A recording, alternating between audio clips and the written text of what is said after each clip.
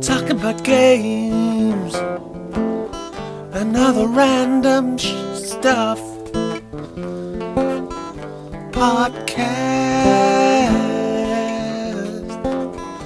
Listen.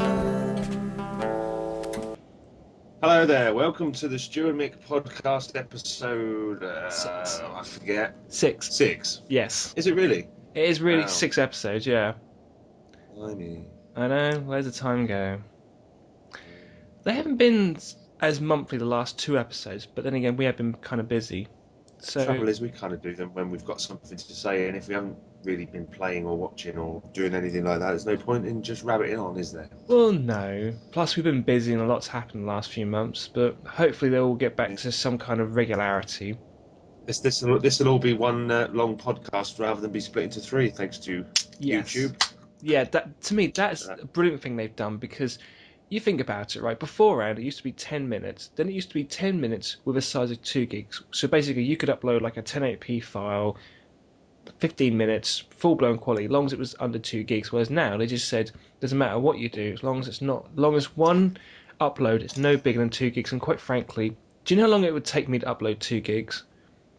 A fortnight.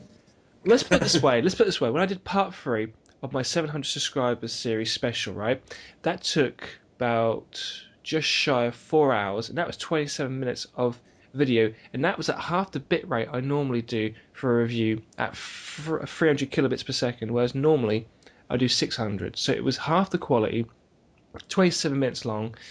It was 640 megs, and it took probably just shy of 4 hours to do. Now, I was lucky my internet didn't go down or buggered up, because I would have just gone crazy. Yeah. Right. So, I heard you got a new Xbox, or an Xbox 360. An Xbox 360. Mm. And I am impressed with it, but obviously it's taken a little while to get used to the controls. Yeah. So, I mean, Grand Theft Auto 4, Mm. which I got from Neil for Christmas, Yeah. was obviously the first thing I stuck in and had a go on. Yeah. And that is so different from San Andreas, it's ridiculous. And also you're getting used to the buttons as well. But actually, I really do like the game. Now I've sussed it all out. The thing I like most compared to, let's say, Grand Theft Auto 3 and then Vice City and San Andreas is the driving is a lot more smoother. It's as close as you're going to get to the real thing. If you run someone over, they really do crumple. And what I like is all the people act differently. They do, yeah. If you hit, say, a woman, she'll run away. And if you hit a bloke, they'll either beat you up or they'll pull a gun out. I know who that's. But for the first sort of 10 minutes, I was literally dying every 2 minutes. Yeah. Because I was running into the road thinking this will be all right, the cars will stop, but they don't, do they? What I find really strange is you spend half your time driving around, and it's so cool though.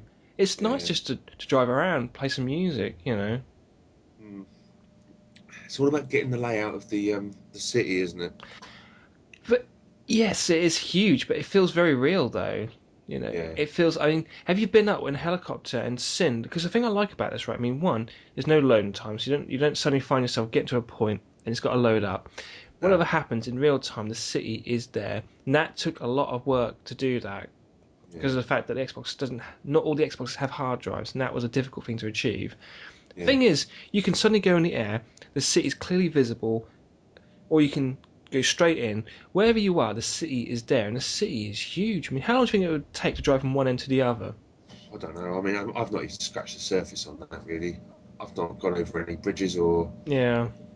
I'm still on the early levels, so... The first bit I imagine you're at is huge. I mean... Yeah. The game probably took me weeks to complete, and I probably did... Yeah. I probably did about 90% of it. And I did... Yeah. There's the 2 add-on packs which you can actually buy as separate games. You've got the... Yeah, I've got them. They're brilliant. The Lost and Damned is very similar to Sons of Anarchy. I haven't finished the Ballad of Gay Tony yet. I did about half of it. It's pretty cool though. Funny name. Oh, you said gay. Yeah. The Ballad of Gay Tony. 1, Tony is gay, and then 2, it's called the Ballad of Gay Tony. See, I can't call it the Ballad of Gay Tony without saying the word gay. No. All right. Anyway, FIFA 11. Yes. Brilliant. Yay, cool. Have you played FIFA? I'll be honest with you, I haven't played a FIFA game in Oh, 10 years probably. The last FIFA game well, I played was 2000. the games I've been playing, I've noticed that the Xbox 360 is rubbish on my telly upstairs. Mm, So to kind of get myself, it's an old telly, so yeah. it's difficult to get the screen resolution right on any of the games. It's not just that. Most games are designed for 60 hertz, so your TV Yeah, has to be able to work in that mode. Otherwise, some games don't even work. yeah. So anyway, I was having a bit of trouble. So what I did was I took the old Xbox Mm, upstairs, and to prepare myself for playing FIFA 11 downstairs, mm, I was playing FIFA 07 on the old Xbox yeah. because it's basically the same controls. Yeah. And I did plug the Xbox 360 in upstairs, Mm. and I actually had an online football match with somebody, Cool. and they quit something like just after half the time. What? They were winning, and I thought you was. So that's my one online game I've ever played. Yeah. And to be honest, I don't think it's all that anyway, but that's just my opinion. It depends. The problem with online play is finding the time for it. I like playing online games, but it's just a matter of just finding the time for it. I Thing mean, is, I've had this Xbox a fortnight. mm, I I'm not. I would never ever class myself as the master of many games. But I wouldn't want to be playing somebody that's been playing it for weeks and weeks and weeks and yeah. weeks and just embarrass yourself. The only That's just. the only kind of games that, given time, I could play and be on even keel is shoot 'em ups. Like, I'll give you an example. I used to play Halo 3 all the time, and then if I don't play it, let's say for a fortnight, I'm rubbish. I end up at the bottom of the tables. And what was funny was when I played Halo Reach, I got back into it like that. Within about 2 days, I was literally within, I don't know, like if I was playing against 10 people, I would be in the top, I don't know, 3. The best was when I got made redundant and I was unemployed for about 3 months. Do you know what I did for those 3 months? Apart from trying to find a job, I played Call of Duty 2 online all the time. And Yeah. I got so good, right? I used to win every match almost. Do you know what I did to make things more challenging? I just used the handgun. All right. And do you know what? I was actually bloody good as well. Well, the advantage of the handgun is you're fast, and you're using a Luger, and they're not very powerful, but they are accurate. So you can literally Yeah. run into someone, like ninja style, get a Luger, and just shoot them in the head about 8 times, and you're done. Yeah. Mm-hmm. Yes, that's what I did to make the game more interesting. Well, yeah. Well, yeah, you got to find challenges, you know. Yeah. What else? SmackDown versus Raw 2007 Yeah, on the Xbox. That's pretty cool. yeah. And I've just bought for the boys Mm. Toy Story 3 on Xbox 360. Oh, That was on special offer. yeah, Yeah, so Dad's going to be super popular later. yeah. They won't want to play anything else. That's the only trouble. I've got one question, right? I How are you connecting the video up on your downstairs TV? Are you using the composite, which is the red, green, and blue cables, which you can get 1080p on that, or are you using HDMI? I'm not using it HD yet because that's where the DVD's plugged in. To be honest with you, I plugged it in the side of the telly, Mm. and that's been absolutely fine. If you want, right, on the back of your TV, you do have the composite, and the composite you can get HD, and I've got the cables for them if you want them. I'm not using them. Yeah, You're welcome right. to them. Basically, Yeah, the slot for that on the back of your TV is completely empty, and you right. just plug it into the machine, plug the 3 cables, you put it into composite mode in TV, and you can get almost as good as HDMI, and it's in HD. Yeah, So if you next time you're down, I'll give them to you. yeah, all right. I mean, the reason I got rid of it is I found HDMI slightly better. It depends on the TV though. 'Cause, I mean, I found using composite on that TV was pretty good actually. The colours were fantastic. Yeah, so I've had no issues with it. Yeah, I've got the Tiger Woods game for it, and that's yeah, really good. yeah, The only trouble is I've got really far on the Xbox version, and then mm. I've basically been slapped right back down to rookie and amateur and not being able to fire the ball very far at all. That's the only Yeah, downside of it. So you've got to go through all the tutorials and stuff. yeah. Right, I reckon we should talk about. Let's see. Well, drinking with Stu. Right. I found that quite interesting actually, because when you think about it, the first episode I uploaded, I told you I'm creating a brand new show, and Yeah. you're the star, and you were like, "What? What? Yeah. What?" Yeah.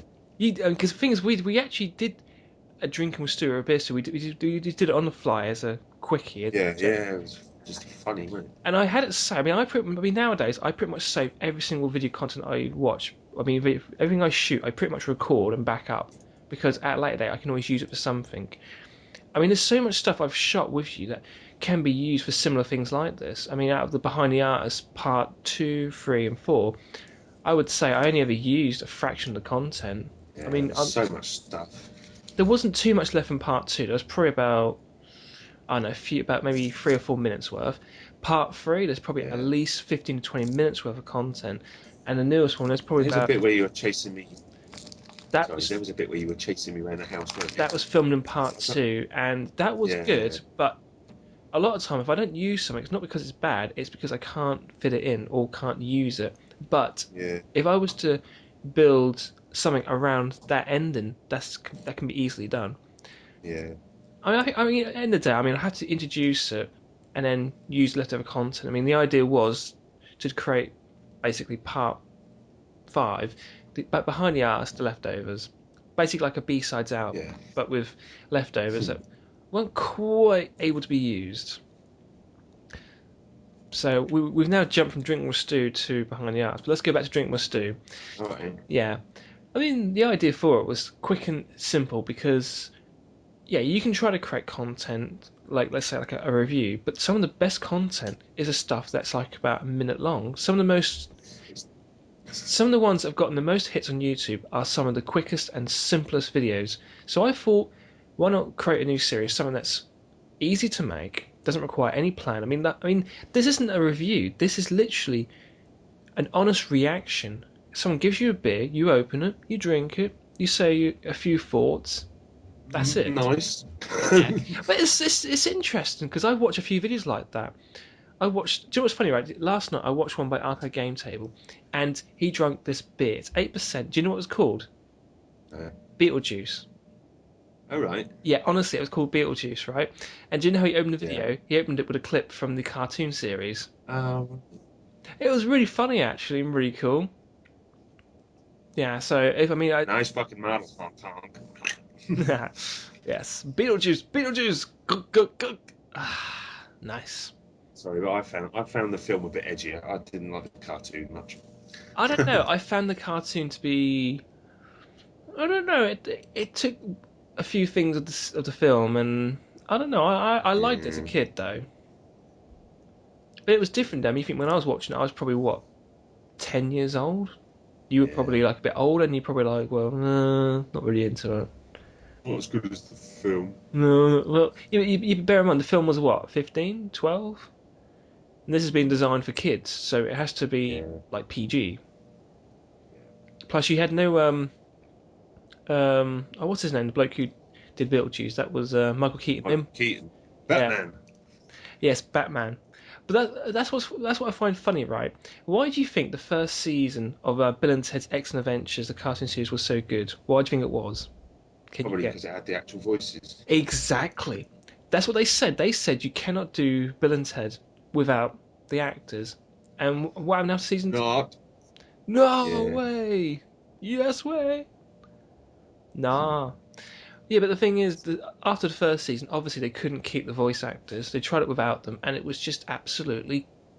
It was appalling. It was crap. And they redid the intro as well, with new music, and it was just appalling. But the first season was classic, though. It really was. Even though there was no swearing, or it was kept very kiddish. Yeah. And they tried to make you learn stuff, which never worked. I know. That's what you go to school for. Yeah. Exactly. Right. Let's go on to the equipment, because I think since the last episode, a lot of the equipment has changed. One, I did some major cleaning up on my laptop. Yes, I know. I'll be quick, Stu. I've replaced my main hard drive, because I have 2 hard drives. I used to have one for the OS and one for basically for video editing, content, everything. Now, the other one's gone. I've got a solid-state hard drive just for the OS programs, nothing else. It's super fast. I timed it right. Without antivirus software, my computer booted up, was fully active in 10 seconds. Wow. With the antivirus software, 14 seconds. That's pretty good. Not bad. And I got a brand new camcorder. This thing, I tell you what, it's just shy of being amateur professional. I mean, literally, to go up the next step would involve spending like $1,000 to $1,500, which I don't plan to do. I mean, this thing is. I'm really impressed by the results. They are. I would say they're adequate if you were like shooting something and you wanted to submit to TV or even to an amateur film festival. The quality is good enough, I think. Yeah. I mean, it records in 1080i. The resolution is actually something like about 1400 by 40 slash 1080i. So it's obviously an anamorphic HD widescreen image, but by the time you put it through, you deinterlace it, pump it out as a full 1080p 25 frames a second image, you don't notice. It looks fantastic, and it's great for making like Behind the Art series, Drinking with Stu, because the quality just looks fantastic. I mean, do you remember the first episode looks amazing, doesn't it? Yeah. Even if you view it as a basic resolution on YouTube, it looks incredible. Yeah. And it makes such a difference for the reviews. And I've gone through like 3 mics on that already. I tried using the inbuilt one, which doesn't really work from a distance. But it's really cool when you're using that in tandem with the wireless microphone. Because I had a Zoom mic, but it's just too tinny. Yeah. It just sounds so... There was a little bit on the Behind the Artist that we could not get the sound right on, wasn't it? Most of it was all right, but quite frankly, I might get rid of it actually, or might. Was that one? It was the Zoom mic, the plug-in one. I mean, it looks fantastic, but it did. Yeah. But I think having the Bluetooth microphone will be very handy for distance shots or even interviews. Because I mean, like, what would be really cool is if I can get like a little squidgy top on it, I could use that for interviews, and no one ever know, and it would look really cool. Yeah. Right. So, what is next? Have you seen any movies? I did actually. I saw the new Tron movie. Oh yeah. Gotta say, I'm quite impressed with it. It looks amazing, which I was surprised because I like the original look of the Tron movie. It's classy. Even 100 years from now, people will still be wowed by it.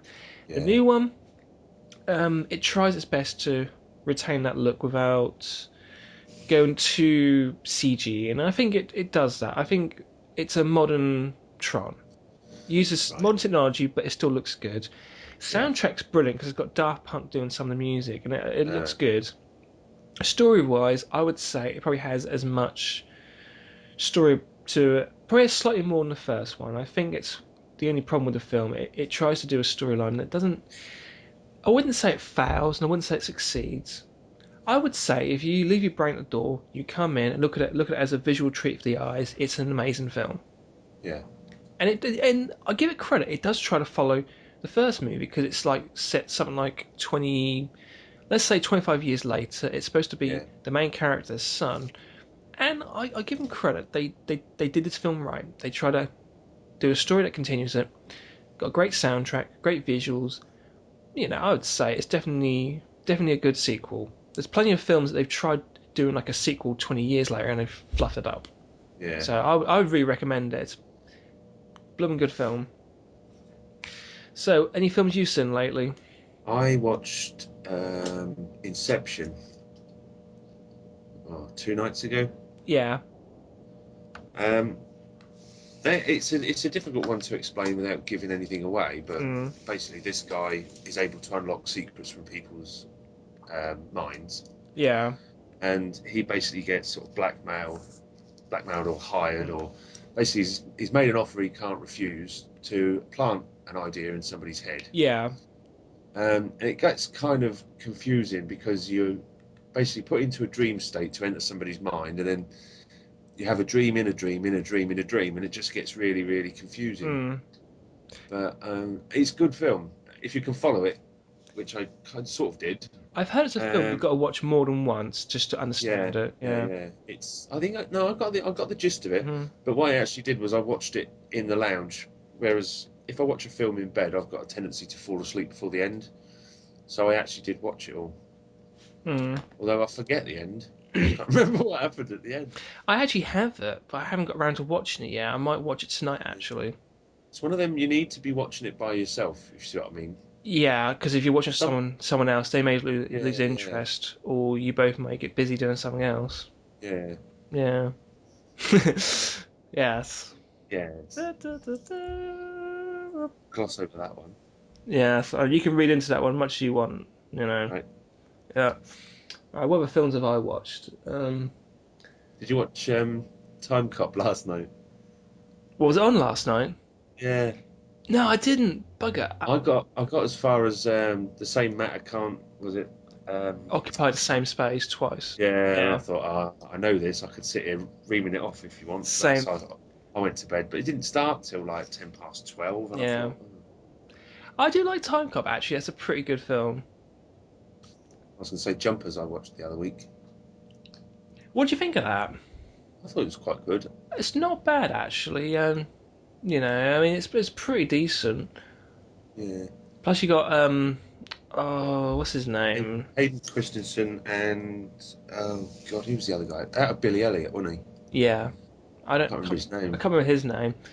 Um, Plus, you had the black geezer, Samuel Jackson. Yep. yeah. Any film with him in's always got to be cool.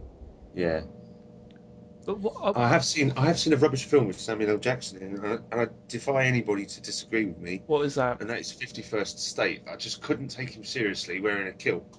I don't know. The film. The problem with the film is it just didn't make any sense to me because No, what was the point of the whole film? exactly. There is no point to the film. No, there isn't. He's a Scottish man trying to sell something that doesn't do anything. Let's do a quick bit of pointless films, right? Right. Welcome to Collingwood. Have you ever seen that? I haven't, no. Right, that is pointless. Mm. It's basically, it's got George Clooney in it. It's got Mm. loads of people in it. Yeah. It's not remember anybody, but the idea George Clooney's only got a bit part in it. Mm. It's basically a heist film, Mm. and they just fail miserably at it. And then Mm. at the end of the day, they all go their own way.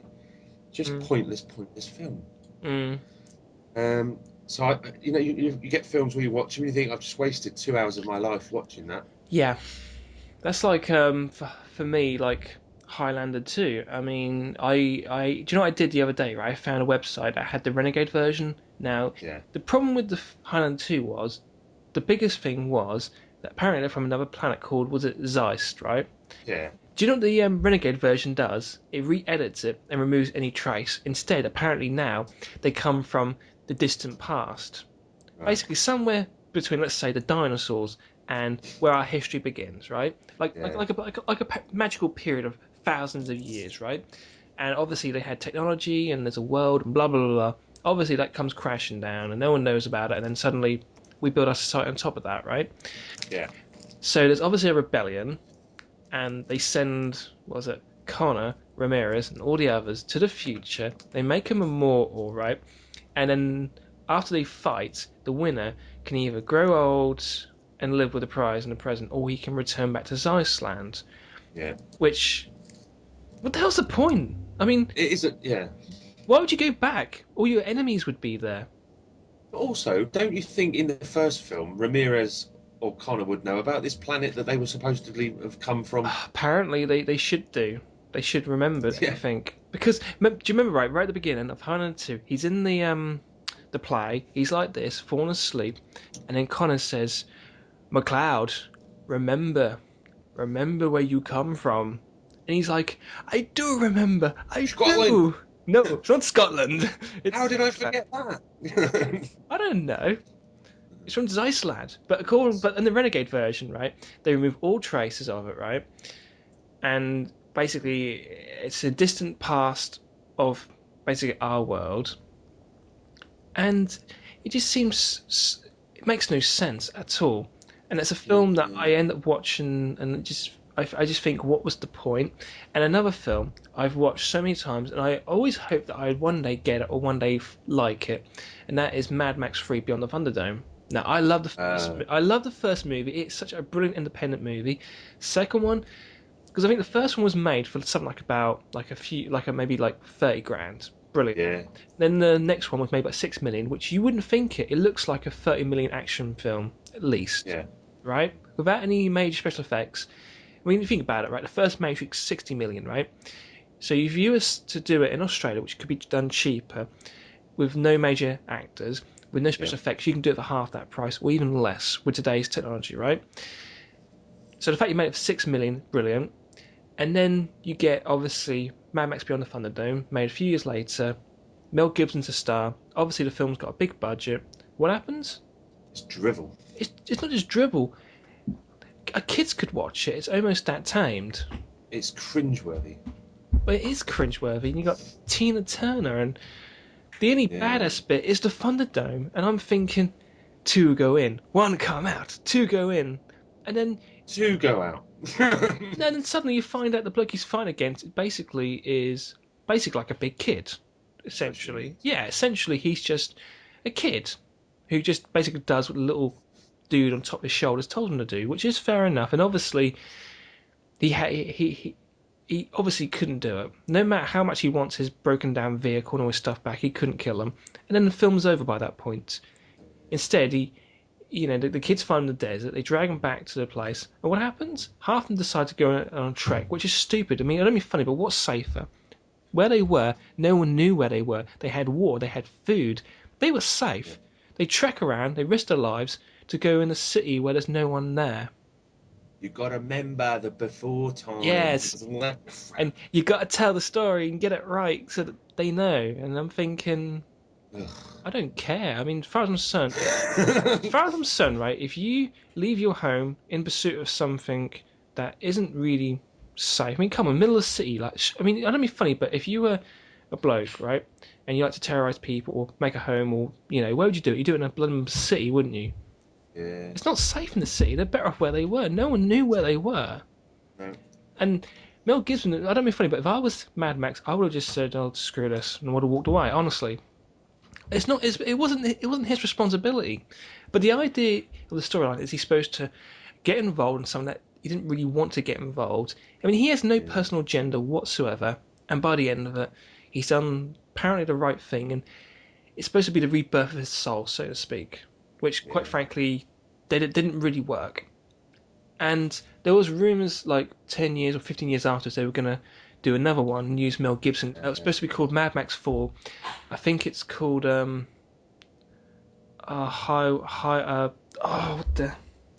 new Mad Max is supposed to be, I think it's Highway's Fury or something, or Fury Highway, right? Do you know what they're going to do now? They're going to turn it into a CG film. All right. Before they decided to turn a CG film, guess who was in line for the part? Don't know. It was that actor that the Joker, Batman. Oh, right, yeah. Yeah, they were supposed to be getting him to do it, and then I think as soon as he passed away, I think that kind of fell through, and now they're talking about doing it as a CG movie. Christian Bale could do it. Nah. He seems to be going through all the old films, doesn't he, and rejuvenating them. Yeah, but the problem. Someone asked him if he was going to be in Ghostbusters 3. Yeah, but the problem is at the moment, right? He tried to be a serious actor, right? And Farmson, he is a good actor. But you think about it, right? Terminator Salvation, what happened? He got totally and utterly butt-effed by bloke who was playing the robot. I mean, his acting totally and utterly destroyed his. Why do you think he went loopy at that sound guy? Remember, do you remember that thing on the internet? Yeah, he went loopy. Why? Because he knew full well he was getting overshadowed by someone else, and he knew full well that this big film wasn't going to get him an Oscar and wasn't going to get him any recognition. Then, the next Batman, what happens? The Joker. Heath Ledger dies, yeah.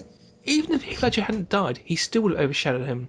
Christian Bale is hot, but the last, 2 major films I've seen him in, the co-star has totally outdone him.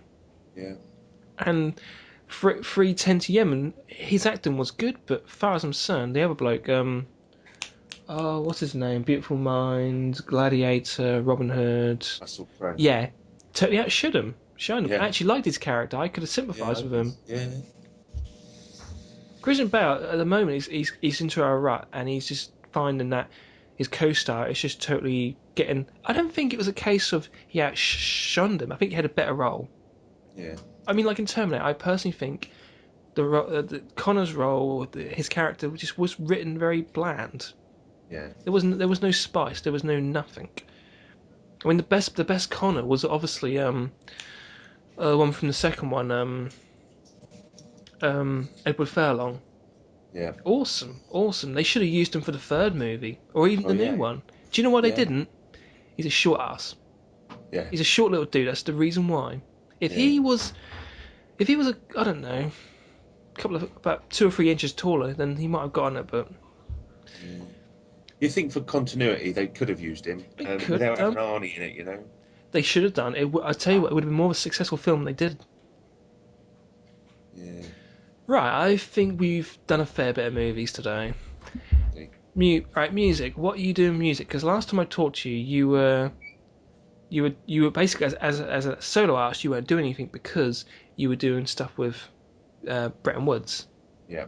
Right, how did that album turn out, or was it still in Well, works? we are taking our time. Yeah. Obviously, home life's been a bit up and down, so Yeah. we have done much. Mm. We did record the new version of Heaven. Yeah. Ricky did the keyboards and the piano on that, and he arranged it all. And then I put my bits on here. So at the moment, we're writing for this album, and we're really going to take our time. Yeah. And also, we're actually going to be getting together and working with a singer Cool. for going out and doing stuff at open mics and showcases Yeah. and cabaret and stuff like that. So I haven't got any gigs myself until February. So Yeah. or maybe one at the end of January. I haven't decided whether I'm doing, but I mean, what I could do, right, once you finish the albums, I could always put a link on my website, or even do a page, or even just maybe like put a couple of tracks or something there. when the album's ready, Yeah. we're going to be hosting it off to BBC radio stations and all the local radio stations, and we're going to be sticking it everywhere on Facebook and MySpace, and probably do something on YouTube. But I think Ricky was up for doing some sort of recording session with you videoing, maybe. Yeah, because I mean, you think about it with the equipment I've got. I mean, what I could do, right, is get my microphone, because that's blooming awesome. Get a laptop and record the audio separate, video, use a clapper, and then get an awesome maybe music video with better audio. I mean, the audio of my camcorder is fine, but you obviously want something that's going to match your performance. Well, see, what people see, I mean, they saw me playing the electric guitar on Behind the Artist 3, and obviously they saw me quickly doing how I do an intro on Behind the Artist 4, but they've not really seen you perform. You can see videos of me and Ricky playing on the Bretton Woods channel on YouTube, but we've never, ever filmed ourselves making music, literally putting it all together. That has to be the next thing for the next one. But I think what we're going to do is maybe you can come over when we're doing it. Yeah. But we're not releasing anything until the album's finished. Yeah. That's not going to be until sort of maybe the end of the summer, because we're really taking our time with it. Yeah, it makes sense. Yeah. Because the last album we did, which was okay, but it wasn't great, we literally recorded that in 4 hours.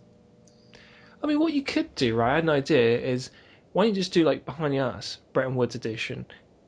You could just do it as surreal, like, or making the album or something. Yeah. Or documenting it or something. Yeah. The good thing about YouTube not having a limit anymore is we could literally just say, right, we're going to do this track, and you can just watch us do it from the from the beginning. Yeah. Doing all the tracks. Ricky programs all the backing tracks and stuff, and then we play the bass, the guitars, the keyboards, everything on top, and then do the singing last. Going slightly off topic just for one moment, the good thing about the no YouTube limit is not only can I make this podcast in one video now, I can also make movies. Yeah. Yeah, I mean, the only limit I have is a size limit on the file, but if I get creative, if I was doing standard def, I could easily fit it into that limit. Or doing basic HD, I could easily make a movie. Or even do it in 2 parts, I suppose. But basically, with a new limit, I could feasibly make a movie and upload it. Yeah. Which is pretty cool. Anyway, I want to go and play on the Xbox 360. Right, I'll leave you to it. It's good catching up with you again. Yeah, see you soon. Yep. And also, one thing, later today, I'm going to edit and upload another Drink with Stu episode, and it's going to be... Do you want to tell people what it is about? Oh, I don't want to tell them what the drink is. Okay. But it's kind of on the budget end of the drinking scale. Right. Okay. It's like once you get that low, you can't get any lower. No. Anyway, thank you for watching and Listening. yes, thank you for listening. Listening. Yes.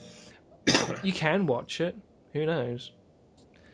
But anyway, thank you for watching and for listening, and hear us next month. Yes. Yes. I will be doing some game reviews soon. Also, it's just I'm trying to learn the games first. I'm actually doing research. Yeah. It makes sense actually. Research is very important. Right. Start off. Yeah. All right. See you all later. Bye. Bye.